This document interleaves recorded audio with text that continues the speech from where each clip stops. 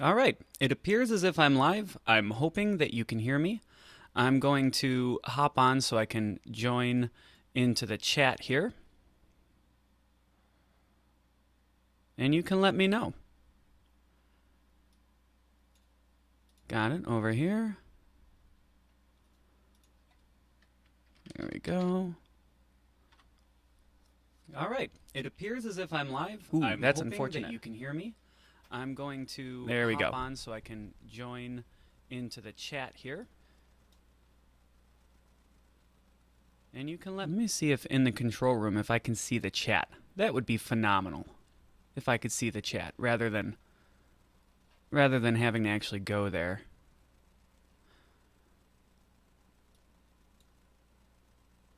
Nope.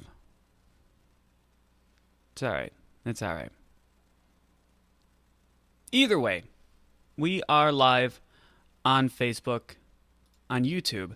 You can call in if you'd like.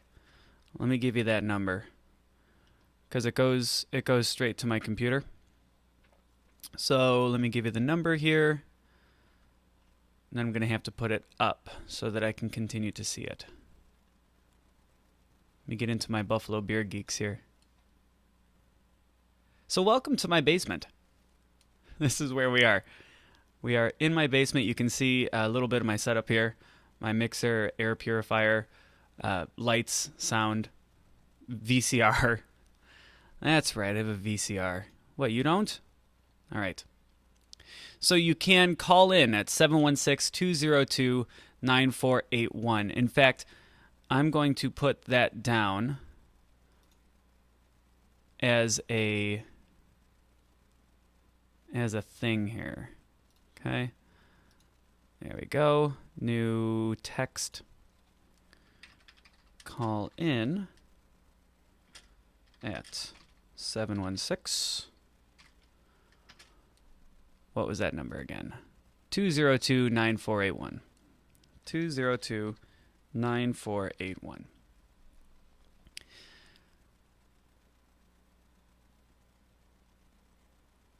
All right, create new.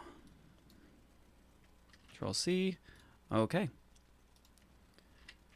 Control V and perfect. Let's put a background color on this. We'll put a black background. Okay. And there we go. We will make that a little bit larger. Put it down at the bottom there. So this is West New York Brews, and on this episode, I wanted to talk to you about the recent purchase of Northern Brewer and Midwest by a venture capital group owned by Anheuser-Busch InBev. ZX Ventures, it is.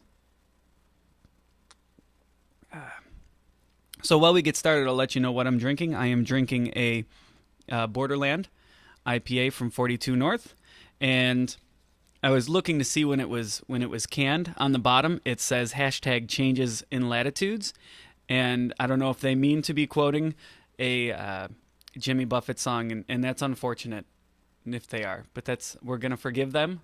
I'm pretty sure it's pretty fresh. I was at 42 North today, and I think I heard them say that it was just 4 days ago. So, sorry. That's what we are doing. We are talking about Northern Brewer and Midwest Supplies being purchased by Anheuser-Busch.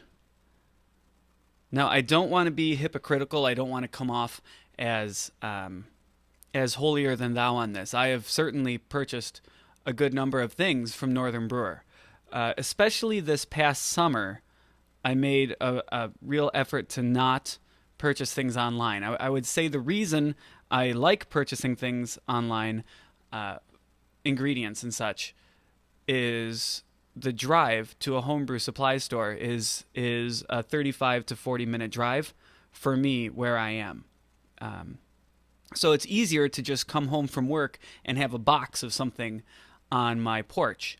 However, it is important to support local. So especially this summer, I made it a point to get out to the homebrew supply shops much more often, to not get anything online. So I haven't purchased from Northern Brewer in probably 6 to 8 months. But prior to that, whenever they would put out a 3 extract kit deal for $60, I would pick those up, do the 3 right in a row. Sometimes I've even done the 3 all in one day. A couple of burners on the stove. I've got a couple of pots and a quick extract kit. Get a couple done at once and then just have beer. So I've always been a fan of Northern Brewer, even though I really, really enjoy going to the local homebrew supply shops. I was just up at Niagara Tradition 2 or 3 days ago. It depends on the day or what I'm looking for, I suppose. I generally get my ingredients from Northern Tradition, although it's not a rule. I'm sorry, from Niagara Tradition. It's not a rule per se, but that's generally where I'm getting my ingredients. Draft equipment, I'm generally going to Kegworks, and then every once in a while, I bought some wine bottles. I went up to the Buffalo Brew Shop, the Let's Do Wine, the former Let's Do Wine, and got the wine bottles from there. So let's get into this story here. What we have is this. I'm going to show you up on the screen here the thing that caught my attention a couple of days ago. Now, I obviously I have a lot of, not obviously, but presumably, as you would assume, I have a lot of beer-related things coming into my mailbox in my Gmail, Northern Brewer and Midwest Supplies being some of them. Adventures in Home Brewing, more beer. I sign up for things so I could find deals or news. Homebrewtalk.com, which I'm sure a lot of people here listening are members of. Homebrewtalk.com sent me an email beginning of the week. What day is it? It's Thursday. No, end of last week, excuse me. And it said, please let the Northern Brewer buyout be a hoax. So I went here, and I'm going to show you on the screen here. Let me see if I can make this. One moment. All right. So there we go. So here's the thread that it brought me to. Okay, I'm going to read Uncle Lanky Frank here, read the first part of this. A source close to Northern Brewer told me today that AB-InBev, SAB, Miller Coors recently have quickly and very quietly acquired Northern Brewer and Midwest Supplies. Of course, acquiring both since they merged a couple of years back. So I was reading through this, and it seemed like there was a lot of confusion, a lot of things going down. So as I was reading this, I came to the conclusion that no, it couldn't have been true, right? Because why? That's the question today. Why? And a couple of people pointed out that SAB Miller owns the Great Northern Brewing Company, and maybe that was the source of the confusion. So that's what I thought too. Of course, it's going to be this right here, because why would they buy a homebrew supply company? And hold on, I want to open this in a new tab because this is fun. We'll get to that later. So I guess I wanted to talk about why they would do such a thing. So next step, I went on Bloomberg.com because I have all of my news feeds, my RSS feeds, picking up beer stuff. And Bloomberg came up. It was the first one. Big Beer wants in on home brewing. And a couple of the other articles I read were all quoting the Bloomberg article. So this is the Bloomberg article by Kyle Stock. I'm going to put links to all of this, which describes, right here, Anheuser-Busch InBev, or at least the ZX Ventures, and they're calling it InBev's New York-based venture capital unit, has acquired Northern Brewer and Midwest. And I turned to my wife and go, holy cow, this is huge. And she was like, are you talking about beer again? Like, well, okay, so sorry. Never mind. But yeah, Big Beer wants in on home brewing, and they're asking the same thing too. Now what? Why? Right? And they do their best here. They have ZX talking about it. You can see exactly what they say. We understand the consumer need is changing, and we want to keep up with the evolving beer landscape. All right? Keep up with the evolving beer landscape. So then you have to go deeper. Found this here on northernbrewer.com. It's Farley's Features from Chris Farley, the Northern Brewer. Chris Farley, not the dead comedian. He is not blogging. And it's his description here. Many of you have seen the news that we've closed a deal to be acquired by ZX Ventures. I'm reading directly from northernbrewer.com here. The global disruptive growth unit of Anheuser-Busch InBev. I don't know what that means. I'm not a financial person. Maybe that means something. I'm not sure what that means. Global disruptive growth unit. What does that mean? So right here, he says, I'll admit we didn't share this with you the way we should. And for that, I apologize. Now, they didn't necessarily share it with us until it was here on Homebrew Talk. Let's see. He wrote this. It doesn't have a day. But point is, this came out after the Bloomberg article.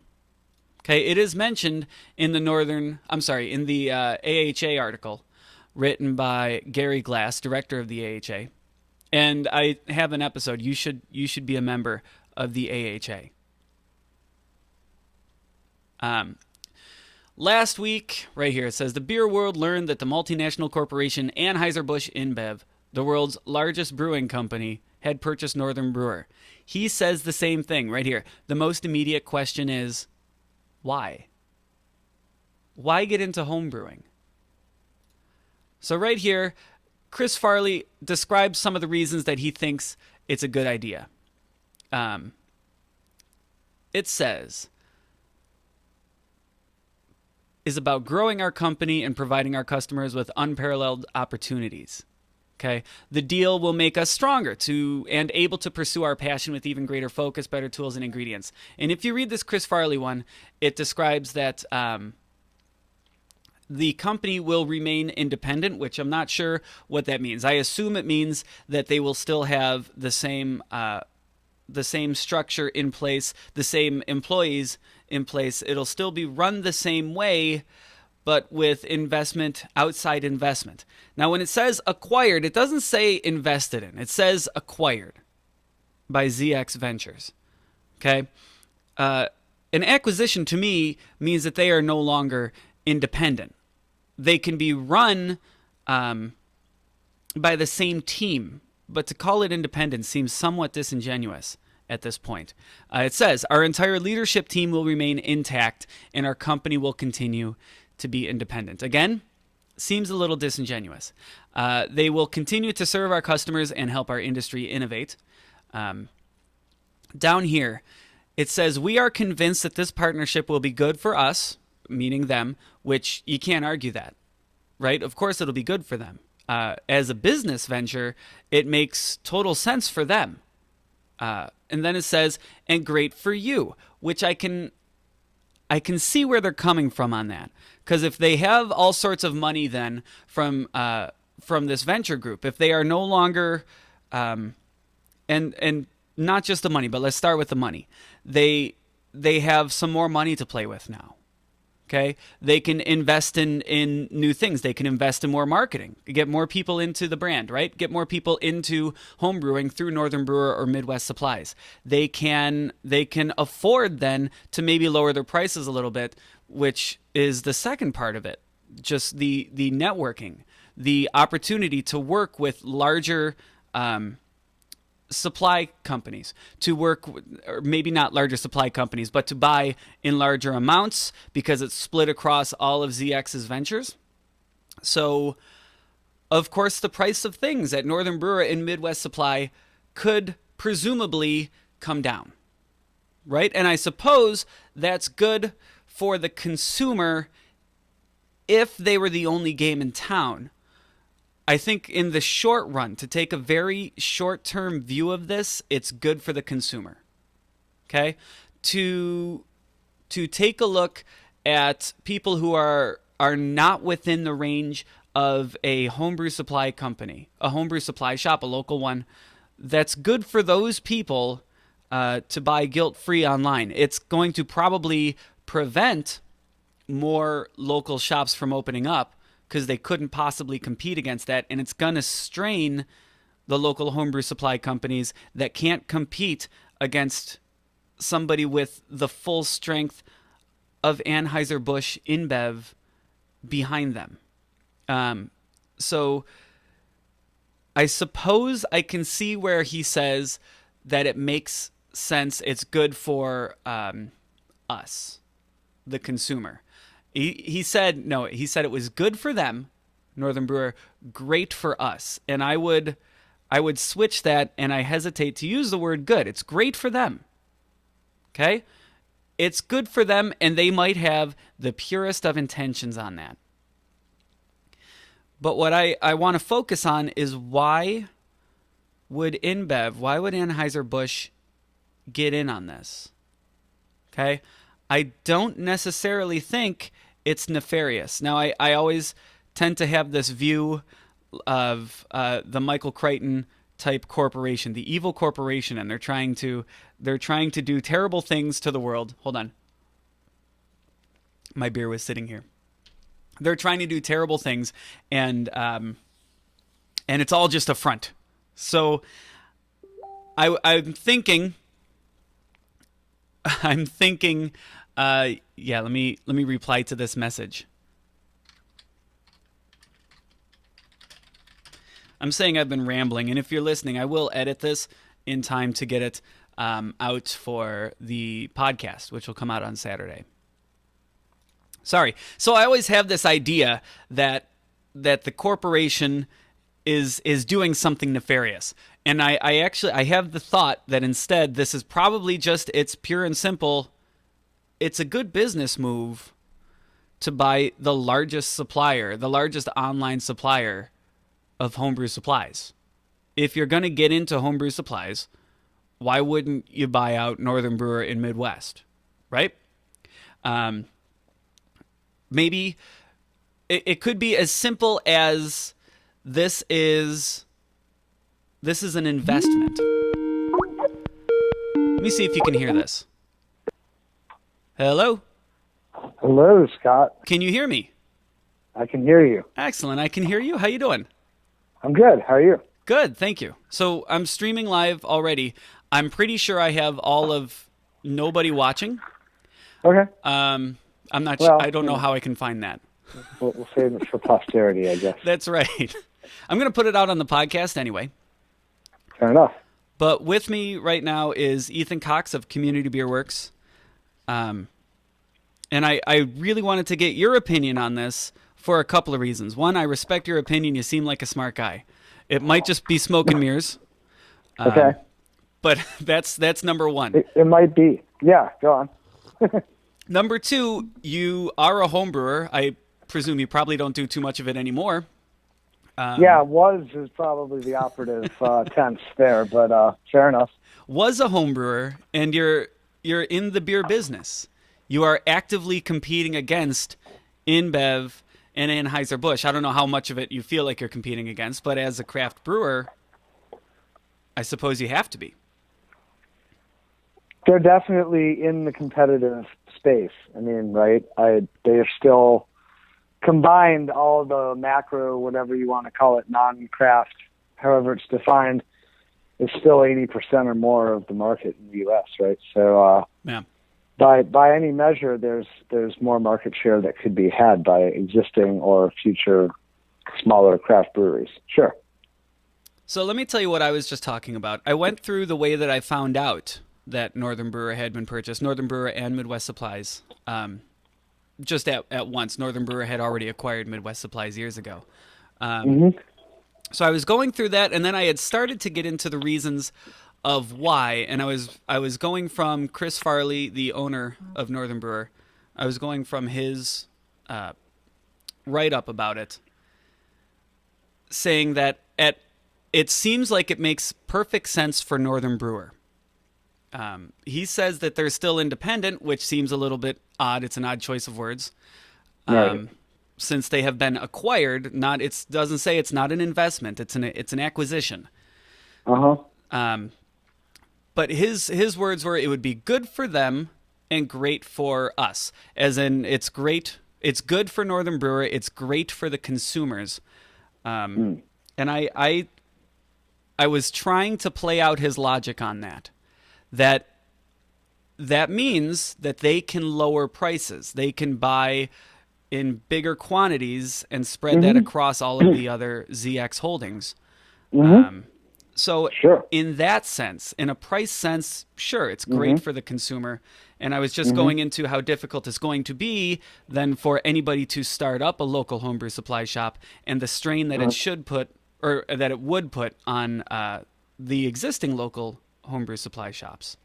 Absolutely. I mean, if you want to think about who hated that news the most, it's probably our friends in Kenmore at Kegworks, right? They just stepped into that space, and they went pretty big.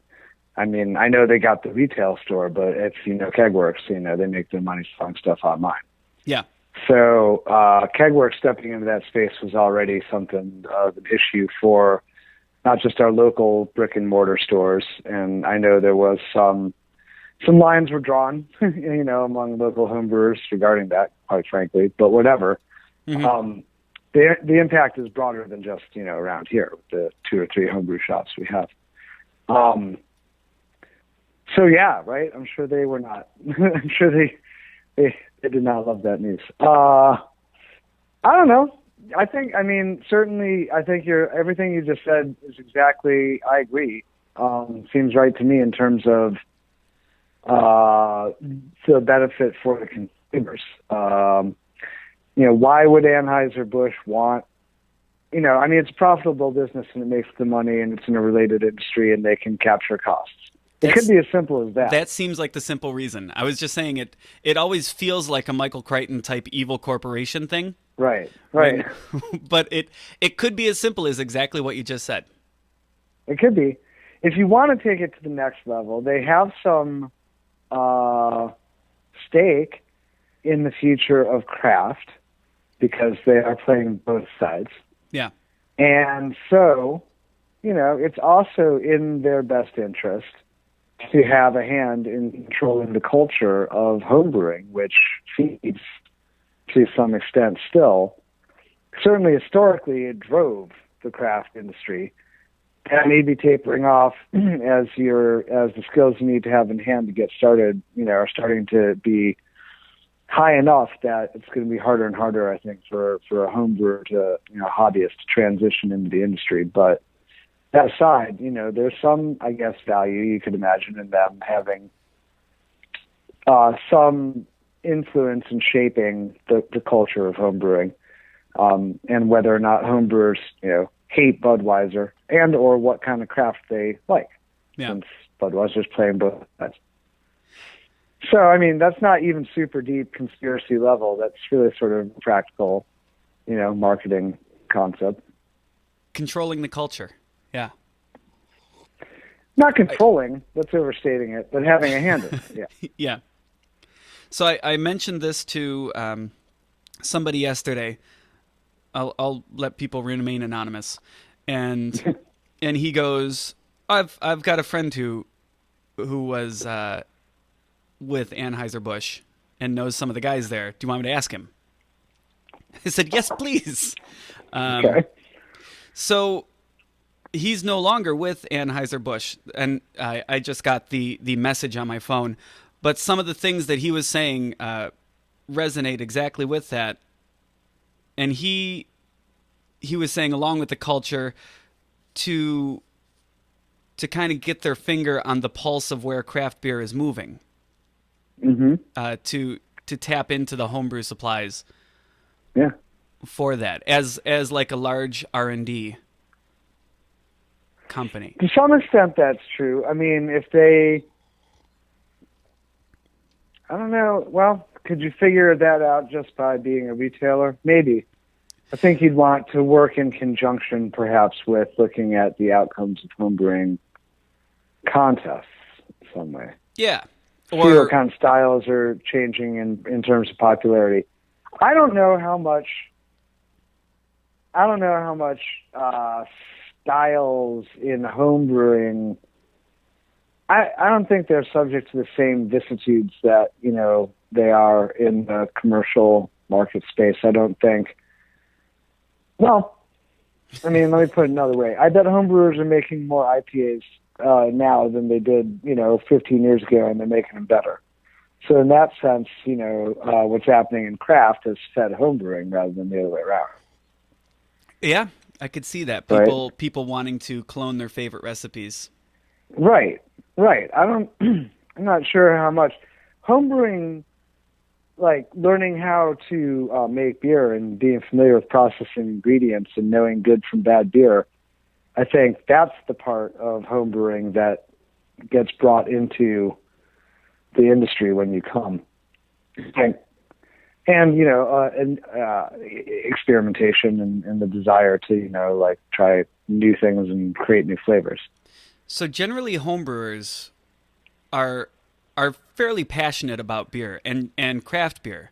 Very few homebrewers are trying to make a Budweiser clone.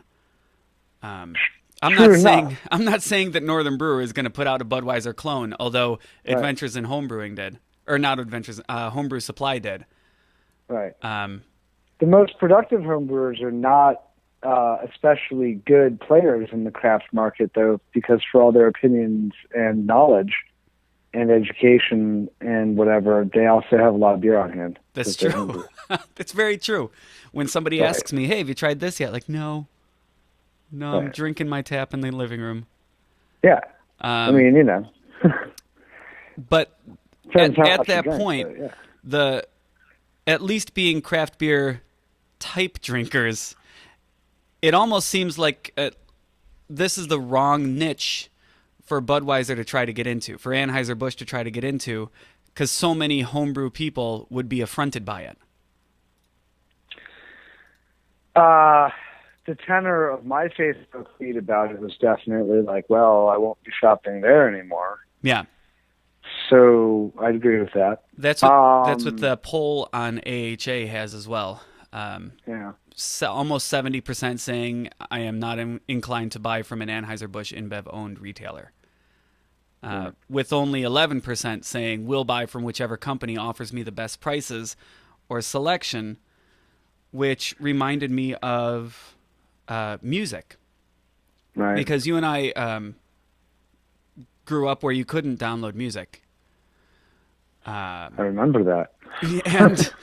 And when I was in college and downloading MP3s was a thing, I did it for a little while before deciding I'm not going to do this anymore, and made it a point.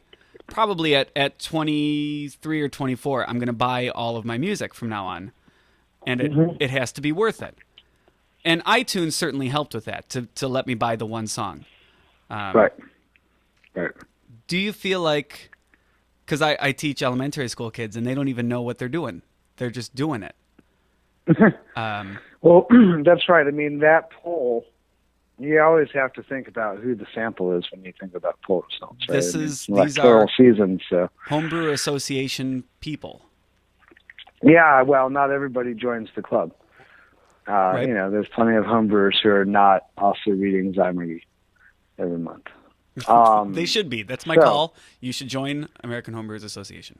Sorry, continue. I'm a fan of the AHA, but I mean, to each their own. Homebrewers are also often very, highly individualistic. Let's say. Yeah. Yeah, I think a homebrew conference must be a little like herding cats. But no. Yeah, I get that. I don't know. We'll see. I mean, obviously, time will tell whether or not their sales really fall flat and that acquisition ends up seeing like it was a fiscally bad move. My guess is that won't really bear out or be the case or be so massive that I think enough people won't really care. That's what it or don't know. Yeah. But. Well, we're reaching tens of people right now. Tens of people. Hey man, I bring a crowd. That's right. Yeah. Well, those are my opinions on it. I guess I don't think whatever for myself as a home brewer, to the extent that I home brew, and it's not too often anymore. But my friends who still do, I think we tend to buy stuff from somewhere in town. There are a few options, and we'll probably continue to do so for a large part. And then you kind of mail order like specific things that people can't really stock around here for whatever reason. Now that probably will continue. When we talked the first time, and I came to Community Beer Works, just after that I found the TEDx talk. Oh yeah. On YouTube, and I'll link to that too.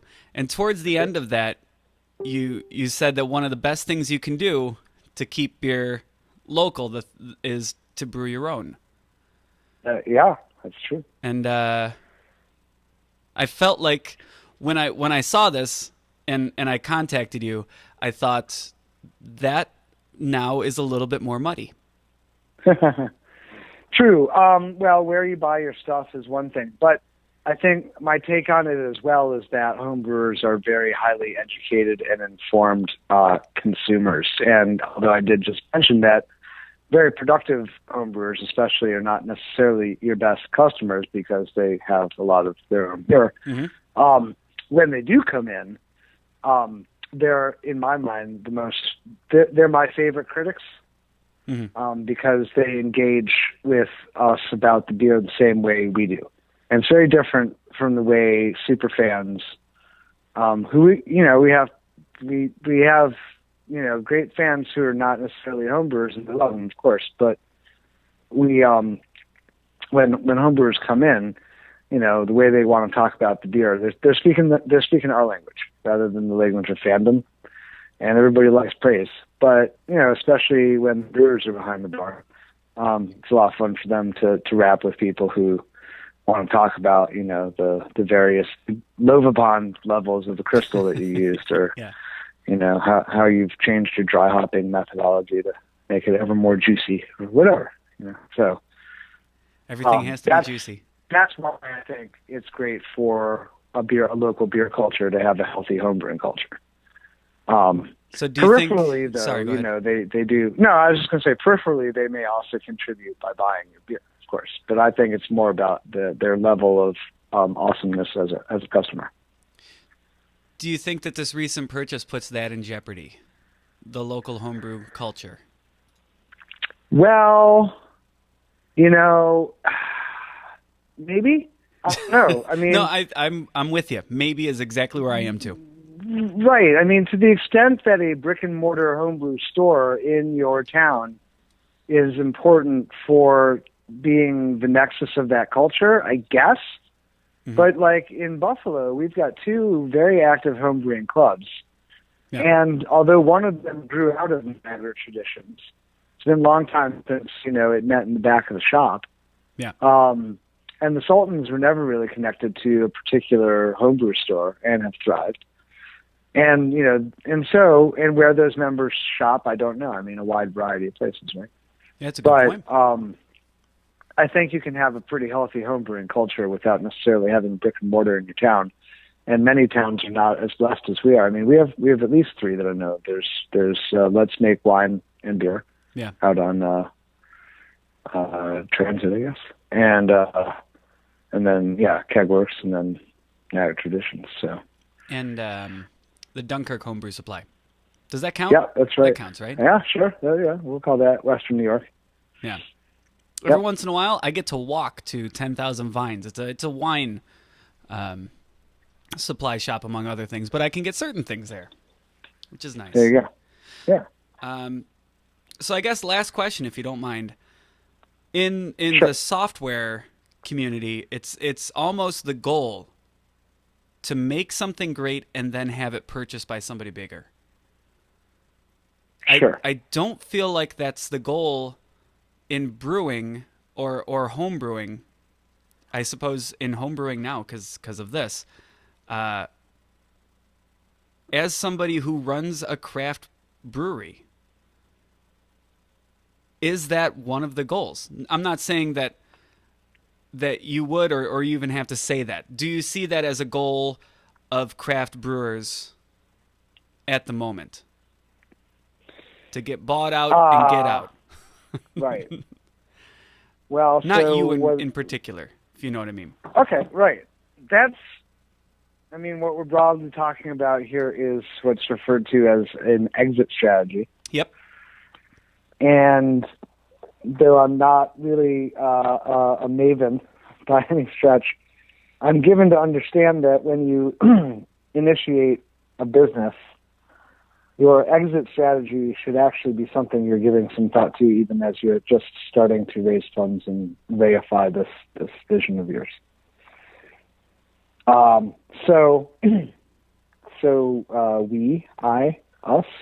have, and of course, those things are evolving. Mm-hmm. Maybe that what we considered as a viable exit strategy or strategies 4 years ago have changed somewhat. Who knows?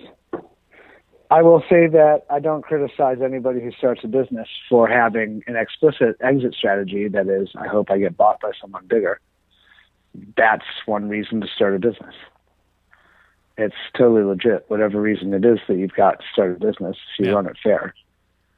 And so I don't know that when you have that outlook, you'll necessarily make the best beer, but you could. I don't think they're mutually exclusive.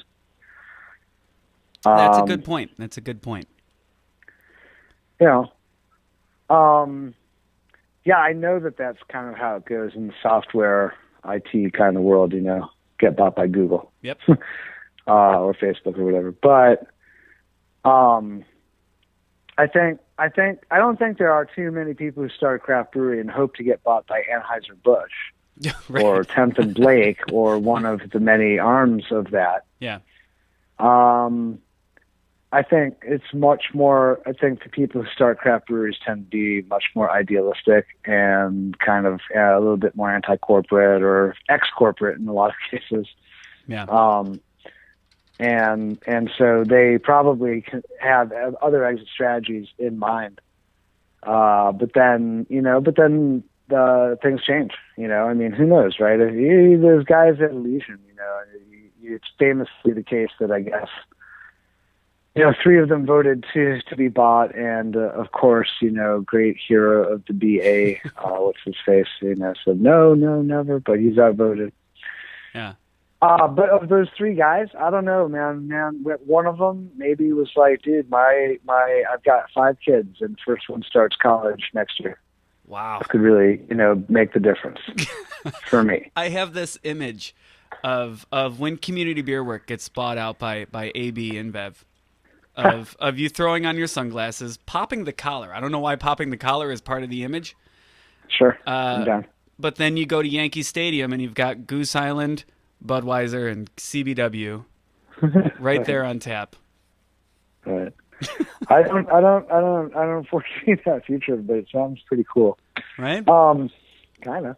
I couldn't hold it against you. You start a business at least partly because you want to make money. That's got to be a thing. And we're shifting topics a little bit, but I think we've perpetrated something of a misdeed by growing this industry in such a way that we've kind of misled consumers to think that we started these businesses for them.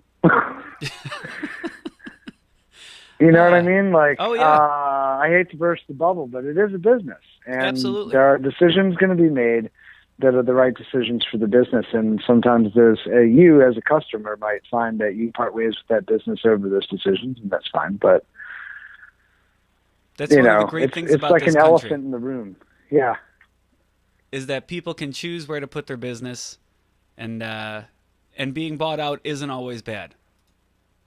Unless it's by AB-InBev. It shouldn't always be. Yeah, right. I don't have a great fondness for that company, and that's I don't, the thing. And I don't have a great fondness for its products. Though I've drunk them. Yeah. And I'll surely drink them again. But I don't typically pay for them for what it's worth. There you go. Yeah. I have a friend who only drinks Budweiser, so if I go visit him, I'll pick up a 30-pack, whatever. And we all have those friends. Yeah. It's cheap and he appreciates it, so what do I care? But I don't typically spend money on their products. I'm fond of the company, and I'm definitely not fond of the way they play in the marketplace. I think they bend and or break rules a lot. I think they force distributors under their thumb and, have thereby crowded out, the ability of small guys to get into the market and grow. So, those are my complaints. But those don't necessarily apply to the average consumer. That's from the perspective of within the industry. Well, I like to think that the people who listen to this podcast are above average consumers. True. That might not be true. I like to think well, that. there's tens of them. There's tens. So. Maybe even dozens. I wouldn't go so far as to say dozens, but there's at least tens. So at least homebrewsupply.com found a way to make money off of this by making their Belgian what's it called? Oh yeah, I saw it somewhere. Yeah, Belgian Pale. Yeah, their Belgian lager, because they said it's not an American lager; it's a Belgian lager with Northern Brewer hops, which is a great troll move. Yes, I thought that was pretty cool. Somebody in somebody's marketing department and 15% earned some bonus pay for not Bud, the coupon code. So there you go, everybody. There you go. Is that a Buffalo thing to say coupon or coupon? I'm more of I guess I say coupon. Yep, coupon. I don't say coupon. Yeah. Coupon. I also say grape coupon. That's right? Well, as long as you pass it. All right, thank you for coming on. You're welcome. It was a pleasure. It was a pleasure to chat about it. I actually haven't really given it that much out loud thought, so it was fun. Well, the goal is to try to see it from both angles.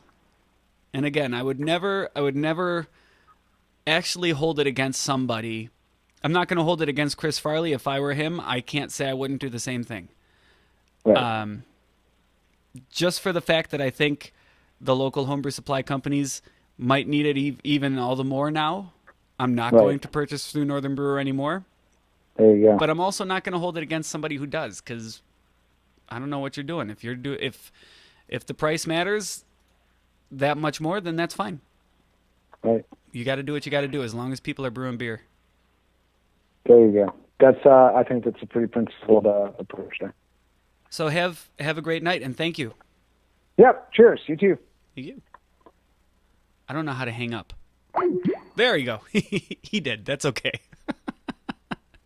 So if you've been watching, I appreciate it. Again, Ethan is Mr. Cox is extremely knowledgeable and just fun to listen to. Right? I like to hide most of my opinions. I'll let some opinions show. I feel like he's not that way. That he stands by everything he says, and I appreciate that. So I'll get all of these links that I'm going through on this podcast. I'll get them on the show notes. That is the original thread from Homebrew Talk, the Bloomberg article, the AHA article, the write-up by Chris Farley from Northern Brewer. I have the website for ZX Ventures up, the Disruptive Growth Group from Anheuser-Busch InBev, who have now purchased Northern Brewer, or at least have closed the deal to acquire Northern Brewer and Midwest Supplies.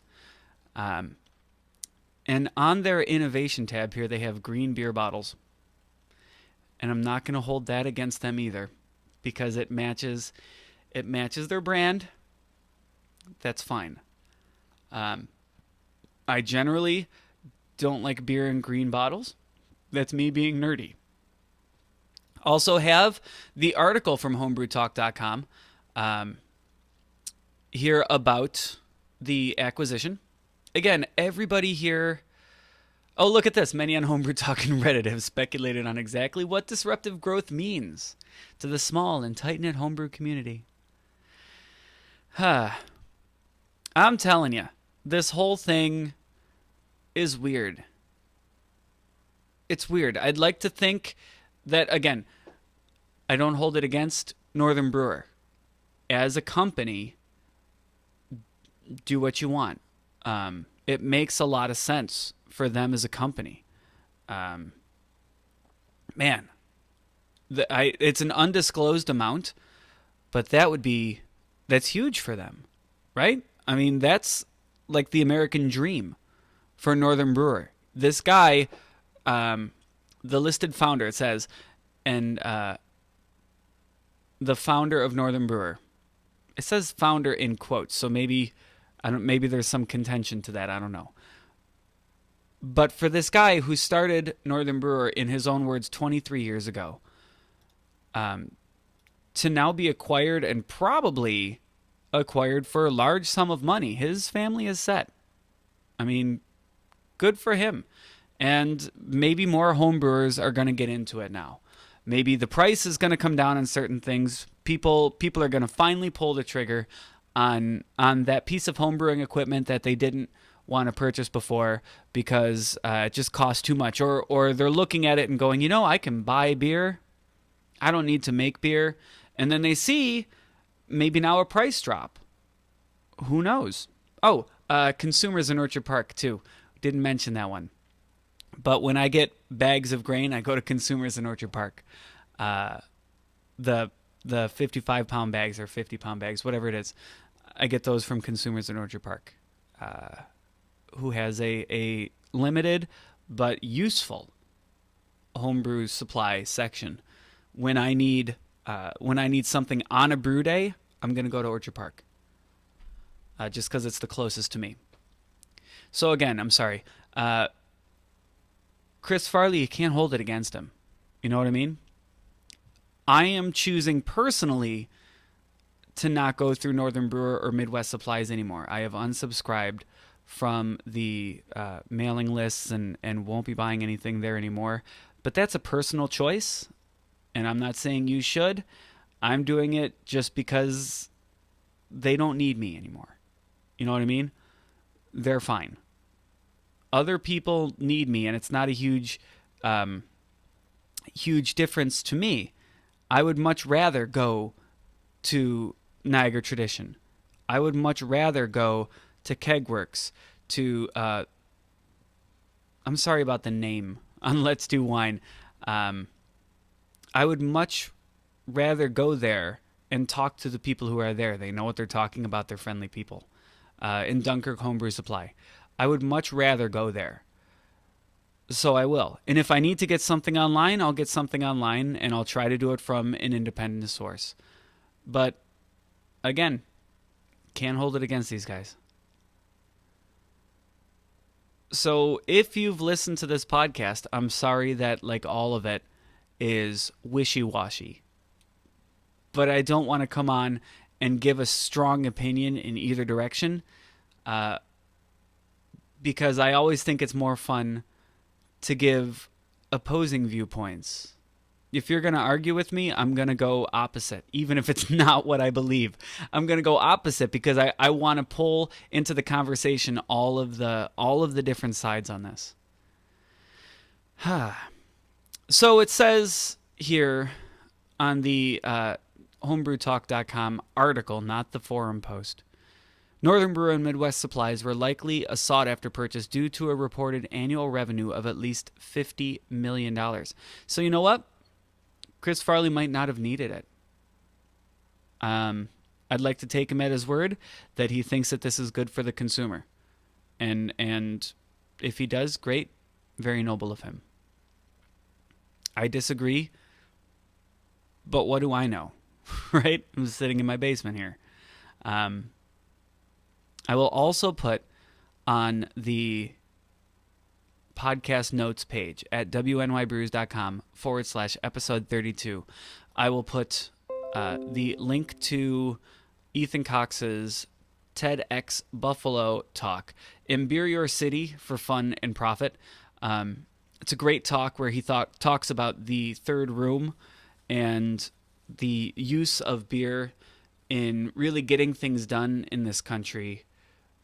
And it's unique suitability. I don't know if that's a word. How beer is uniquely suitable to discussion and to getting things done. It's an interesting talk. It's an interesting viewpoint. It's a fun listen. You should check it out. It's on YouTube. I'll put the link to that. And just for fun to troll it out. I'm going to put the link to the homebrewsupply.com Belgian lager. Let's look it up. Belgian lager right there, the Budweiser clone. Look at that. All grain recipe, $20. $20. If you add US05, comes up to $24.94. We got priming sugar. I keg. Doesn't matter. $7.99 flat rate shipping. New product. Look at this. Belgian lager with Northern Brewer hops, which is a great troll move on their. I want to buy it just because it's funny. Do you know what I mean? Like, I appreciate that they put this together. Somebody sat there and made this, and maybe they weren't giggling to themselves. I hope they were, because I'm giggling to myself about it. Whether you agree or disagree, I don't care who you are. That's funny right there. That's not a thing I've ever said. But here we go. Ready? Just like all your macro beer favorites, this beer is crisp, smooth, and brewed for drinking. With less than 50% malted barley, this beer is sure to please anyone who appreciates beer brewed the hard way. Look at the malts here. Rice syrup solids, flaked corn, 2-row, and 1 drop of American dreams and hard work. I'm sorry. I feel like I have to buy this now. This is great. So, thank you for listening. And I certainly don't mean to downplay the people who do listen every week, and I really appreciate it. It's been a couple of weeks since I put an episode up. Buffalo Beer Week took a lot of time, and I ran out of banked episodes, so I've been putting together new episodes, starting with this one. I have a couple more recorded that are going to be coming out in the next couple of weeks, and thank you. If you have any suggestions, make sure you email them to me, please. Scott@WNYBrews.com. You can find me on Facebook, WNY Brews, at WNY Brews on Twitter. I need to get back out on Twitter. I've been slacking. Watch a Bills game, and you'll see a bunch of tweets. Or a debate. Last night I was out at 42 North for their debate night bingo, which was phenomenal. Picked up some Borderland. I'm going to go open up another one of those. If you've been watching, I really appreciate it. Thank you to Ethan Cox. Once again, I value his viewpoint on it. He hit so many of the parts. Homebrewer, business owner, in active competition with big beer as it is, as a craft brewer. Man, maybe I'll talk to Bert about this up at Niagara Tradition, because now he's in active competition too. Guys, thanks for watching. I'm going to close this out, and thank you so much. We'll see you on the next episode.